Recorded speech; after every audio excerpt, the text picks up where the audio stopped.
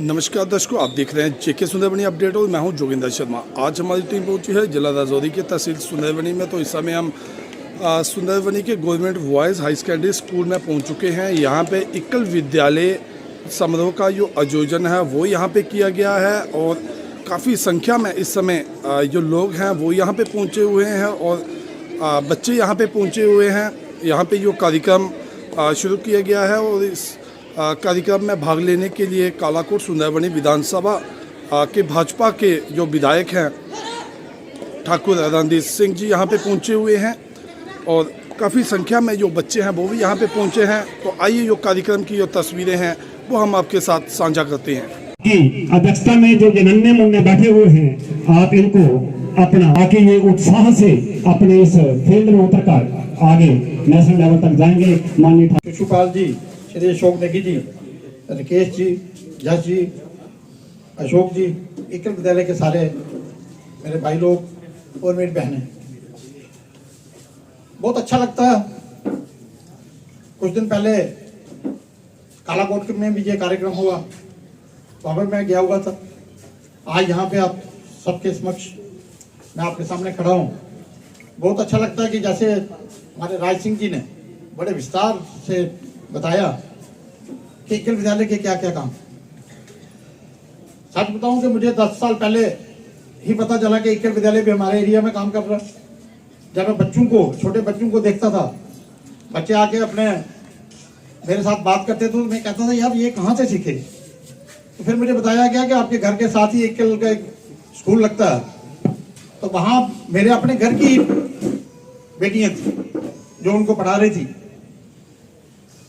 फिर मैंने उनसे संपर्क किया और उनको पूछा, तो वो कहने लगे हम एकल विद्यालय के साथ जुड़े हैं। तो वहाँ पे ये बच्चों को सारा कुछ शाम को हम पढ़ाते हैं। बच्चे दिन को स्कूल जाते हैं, स्कूल के बाद हम ट्यूशन का काम करती हैं और साथ में उनको अपने धर्म के बारे में, हमारा धर्म क्या है उसके बारे में बताते हैं। ये वो बहुत बड़ी बात है, छोटी बात नहीं है। मैं फिर आपसे मेरे पास मुझे अब आगे एक मीटिंग है 3 बजे जम्मू। हमारे साथ जो मेरे मन पर मेरे साथ विराजमान श्रीमान रणधीर जी, आप सबके सुपरिचित हमारे इस कॉन्स्टिट्यूंसी के विधायक हैं। मैं और जो साथ में बैठे श्रीमान कृष्ण जी, अशोक जी, वीरेंद्र जी, जोगिंदर जी, शिशुपाल जी, जितने भी हमारे एकल के साथी हैं या जो सामाजिक लोग हमारे साथ यहाँ मंच पर बैठे हैं, मैं उन सबका धन्यवाद करता हूँ कि अपनी इतनी मसरूफियत से, इतने कामों से अपना समय निकालकर इन बच्चों को प्रोत्साहित करने के लिए हमारे बीच आए हैं। जैसे कि अभी विधायक जी ने बताया कि इनका जम्मू में कार्यक्रम था, हम इनका भी तहे दिल से धन्यवाद करते हैं कि ये इतनी जम्मू से यहाँ आए और फिर इनको जम्मू ही जाना है। और ये हम सब बच्चों के लिए, हमारी जो बहनें हैं, हमारे एकल के जितने भी कार्यकर्ता हैं, ये उनके प्रति स्नेह है, प्रेम है कि वो इतने व्यस्तता के बाद भी हमारे बीच पहुंचे। बाकी जितने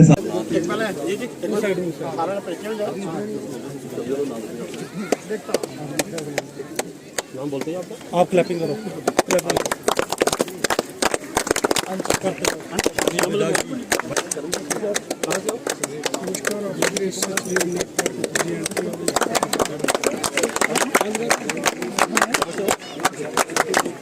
माननीय विधायक जी,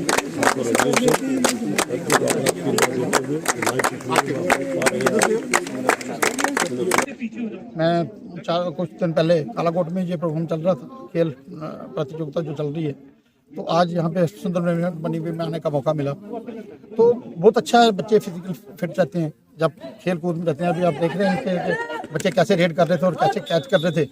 बहुत अच्छा है और फिजिकली फिट रहना बच्चों के लिए बहुत ज़रूरी है, क्योंकि आज जो सारा सिलसिला है, बच्चे गलत साइड जा रहे हैं, नशे वाली साइड जाते हैं। तो उससे बहुत बढ़िया है कि अगर बच्चे खेल कूद वाली साइड जाएँ, तो मुझे लगता है कि एकल का बहुत बड़ा रोल रहेगा यहाँ पे, कि हर गांव में इनका अभियान चल रहा है। हर जगह जगह पे इन्होंने क्लास जो स्कूल, छोटे छोटे स्कूल खोले हैं जहाँ पे बहनें बैठी हैं बच्चों को पढ़ाने के लिए। तो वो सबसे अच्छा सिस्टम है कि हर घर तक पहुँच के तो हम बच्चों को खेल वाली साइड लगाएं, ताकि नशे वाली साइड बच्चे नहीं जाएं।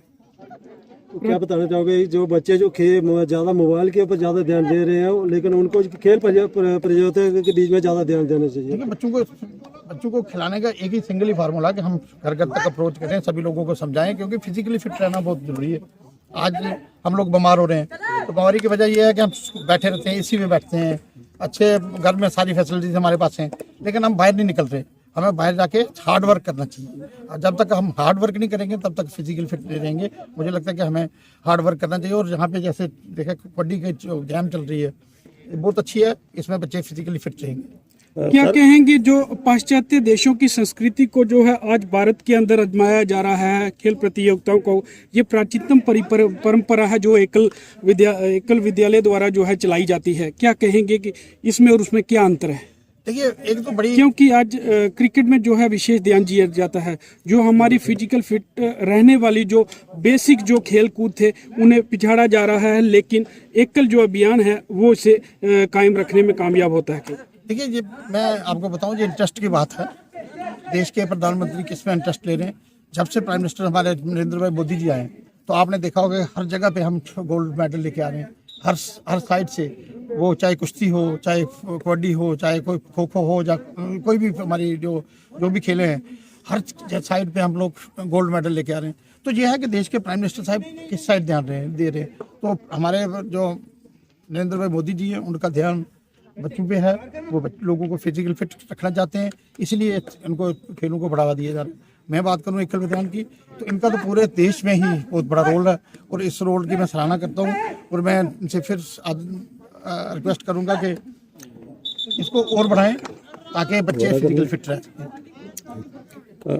सर, हम आपसे सुनना चाहेंगे, हाल में ही असेंबली की अगर हम बात करें, हाउस की बात करें, तो बहुत बड़ा दुर्व्यवहार जो है भारतीय जनता पार्टी के पार्षद द्वारा किया गया, जो कि 370 तो ये सभी जानते हैं कि वो वापस आ ही नहीं सकता। आप क्या कहेंगे इस पे? देखिए, हम लोग गए थे डेवलपमेंट के कुछ मुद्दे लेके, हम लोग गए थे, लोग अपने हर विधायक जो जहाँ से गया, उनके लगभग हर कॉन्स्टिट्यूंसी का 1 लाख वोटर, और उनके साथ जो आबादी है, मुझे लगता है कि 1.5 लाख आबादी के साथ गए थे। हम 2.5 लोग गए थे, लगभग 40-45 लाख लोगों की बातें लेके गए थे। लेकिन वहाँ पे जाते हुए मैं जब उन्होंने एंट्री की, सबसे पहले उन्होंने 370 और 35A पे बात करने की कोशिश की, क्योंकि उनकी सोच समझ जो है वो एंटी नेशनल होगी। उनकी समझ ही नहीं है उनको कि हमें डेवलपमेंट पे बात करनी है, जब हमने यहाँ पे युद्ध लगाना है। तो जब मैं आपको बताऊं कि वहाँ पे स्टार्टिंग भी वैसी थी और एंड भी वैसा ही रहा।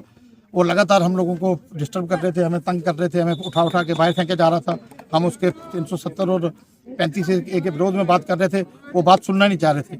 हमारे जो LOP साहब थे, उनको बात करने की इजाज़त नहीं दे रहे थे। तो आप देख सकते हैं कि उनकी सोच समझ क्या, वो तो बात जब उन्होंने की कि कह रहे थे कि अटल बिहारी वाजपेयी जी ने कहा था कि दोस्त बदले साथ जा सकते हैं, लेकिन पड़ोसी नहीं बदले जा सकते। लेकिन उसके बाद अटल बिहारी वाजपेयी जी ने एक और बात कही थी, उन्होंने कहा था कि मैंने बस लाहौर भेजी थी, मुझे क्या पता जाके कल निकलेगी। तो उसका मतलब ये है कि वाजपेयी जी के साथ भी धोखा हुआ था, और आज लगातार असेंबली में यही बात की जा रही है, हमें धोखे पे धोखा। आप आज 12 फ्री सेंटर की बात करते, वो बिजली जो फ्री देनी थी उसकी बात करते, वो लोगों को डबल राशन देने की बात करते, उनसे लोगों का ध्यान हटाने के लिए उन्होंने दूसरी साइड काम शुरू किया, और वो चाहते भी हैं कि 5 साल ऐसे निकले। तो मैं अपनी तरफ से ये कहूँगा कि वो उनकी गलतफहमी है। सर, दिल्ली विद्रोह का जो मुद्दा था वो ना ही पक्ष ने उठाया ना विपक्ष ने उठाया, लेकिन दिल्ली विद्रोह तड़प रहे हैं। देखिए, बात ही नहीं चली, हमारे LOP साहब को उन्होंने बात करने नहीं दी, हमारी बात सुनी नहीं किसी ने, तो मुद्दा किसने उठाना? वो हर मुद्दे से हटना चाहते हैं, वो अपनी जान बचाने के चक्कर में। वो सिर्फ चाहते हैं कि ये मुद्दे को लिया नहीं जाए, सिर्फ 370 को लिया जाए, 35A को लिया जाए, या स्टेट का मसला लिया जाए। वो उस साइड जाना ही नहीं चाह रहे। जब वो उस साइड जाते तो हम उनसे बात करते। तो सर, हम लोग तो तैयार हो गए, प्रिपेयर थे कि हम क्या क्या कहेंगे वहाँ पे, लेकिन हमारी बात किसने सुनी? आपने देखा होगा मार्शल लगाए, वो मार्शल लाल लगा, वो हमें उठा के बाहर फेंक रहे थे। हमारे बुद्ध सीनियर जो श्यामलाल जी हैं, हमें सभी को धक्के मार के बाहर निकाला गया। आपके सामने था वो, कुछ बात। सर, हम आपसे समझना चाहेंगे, अगर हम बात करें वैली की, अगर हम बात करें प्रोविंस जम्मू की, तो सब लोगों की ये डिमांड भी आ रही है कि 371 को लागू किया जाए। भारतीय जनता पार्टी के लीडरशिप से अपेक्षा कर रहा है यहाँ की जनता, इसके ऊपर आप क्या कहेंगे? देखिए, ये बड़ी बड़ी बातें हैं, क्या लागू होगा वो देश के प्राइम मिनिस्टर साहब तय करेंगे, होम मिनिस्टर साहब तय करेंगे, डिफेंस मिनिस्टर साहब तय करेंगे, वो ऊपर से तय होगा। लेकिन जो ये लोग चाहते हैं, ये हिंदुस्तान नहीं चाहते, ये हिंदुस्तान की जनता को नहीं चाहते। उन्होंने सिर्फ अपने ही मुद्दे रखते हैं, वो अपनी ही बात करते हैं, वो कश्मीर के बिना किसी की बात नहीं करते। जब बात शुरू हुई तो उन्होंने पाकिस्तान से बात की, उन्होंने बात शुरू उमर साहब ने जब बात शुरू की तो उन्होंने बात ही यही लगाई कि हमें पड़ोसियों से बात करनी होगी। तो आप समझ सकते हैं कि पड़ोसियों से बात किस सिलसिले में करनी है, क्यों करनी है, ये आप उनकी अंदर की भावना बताती है कि वो क्या चाह रहे हैं। क्या ऐसे दुर्व्यवहार से जो है स्टेटहुड जल्दी मिल पाएगा क्या? देखिए वो शायद मैं इस पे टिप्पणी नहीं करना चाहता, क्योंकि ये बड़े लेवल की बात है, हमारे छोटे लेवल की बात है नहीं। तो मैं एक विधायक हूँ यहाँ का, लेकिन मुझे लगता है कि वो हर चीज़ को अपने से दूर करने की कोशिश कर रहे हैं। वो हम लोगों से दूर जो व्यवहार कर रहे हैं, जो हम लोगों को उठा के मार्शल लगा के बाहर फेंक रहे हैं, किसी को धक्के मारे जा रहे हैं। मैं तो अंदर के असेंबली में था, पता नहीं सारी चीज़ें बाहर आई हैं, आप लोगों के सामने तो नहीं आई, लेकिन जो हमसे हुआ वो आप लोग होते तो आप शायद आप लोग बर्दाश्त नहीं करते। लेकिन सबसे बड़ी खुशी की बात यह भी है कि पहली बार जो है देश आजाद होने के बाद जम्मू कश्मीर की विधानसभा में जय श्री राम के नारे भी लगे। देखिए जो जय श्री राम की बात है, श्री राम सभी के हैं, वो तो उनको सुनने होंगे। आपने देखा होगा कि फारूक अब्दुल्ला ने एक दिन कहा कि श्री राम किसी एक कौम के नहीं है, श्री राम पूरी दुनिया के हैं, पूरी कायनात के हैं। तो फिर उसमें श्री राम का नारा नहीं लगाने की तो बात नहीं। क्या आखिर वही पीड़ा होती हुई उनको विपक्ष पक्ष को? देखिए पीड़ा तो जितनी मर्जी हो, हमने तो श्री राम का नारा नहीं लगाना तो क्या करना। हमारा जन्म से लेकर मरण तक श्री राम जी से वास्ता, तो वो वैसे ही रहेंगे, हम तो छोड़ ही नहीं सकते। कोई दुखी होगा कि सुखी होगा, हमें कुछ लेना देना नहीं। अगला असेंबली सेशन जो होगा उसमें क्या होगी? क्या जम्मू के जो विधायक हैं 29 वह एक पैरेलल असेंबली खड़ी करेंगे जम्मू के अंदर? देखिए आपने देखा होगा कि परसों भी अपने पैरेलल असेंबली लगी, वहाँ के हमारे स्पीकर श्री श्यामलाल शर्मा जी बने, हमने अपनी अपनी बातें सारी वहाँ पे रखी और मीडिया के साथ समक्ष रखी हैं सभी बातें। तो पैरेलल असेंबली की बात नहीं करेंगे, देखते हैं क्या होता है जब असेंबली लगेगी। अब वो कश्मीर में कुछ और हालात थे, यहाँ पे लोग हमारे सारे बड़े दुखी हैं, सारा कुछ देखा, लोगों ने समझा कि वो उमर साहब क्या कहना चाहते हैं। आपने देखा होगा कि हमारे जम्मू के भी जयचंद लोग 4-5 लोग ऐसे थे कि वो एंटी जम्मू बात कर रहे थे, लोगों के खिलाफ बात कर रहे थे। तो मुझे ऐसे लगा कि वो उनसे जुड़ के तो ऐसे लगता है कि वो भी देशद्रोही हो गए हैं, क्या सिलसिला अपना रहे हैं वो जानते हैं। तो आपने डिप्टी सीएम साहब को देखा होगा क्या क्या बातें कर रहे हैं, वो तो प्रस्ताव भी वही लेके आए थे, उन्हीं से पढ़ाया जा रहा, उनको इस्तेमाल किए सर। वो सरकार जो है उमर सरकार उनको इस्तेमाल कर रही है और इस्तेमाल हो रहे हैं।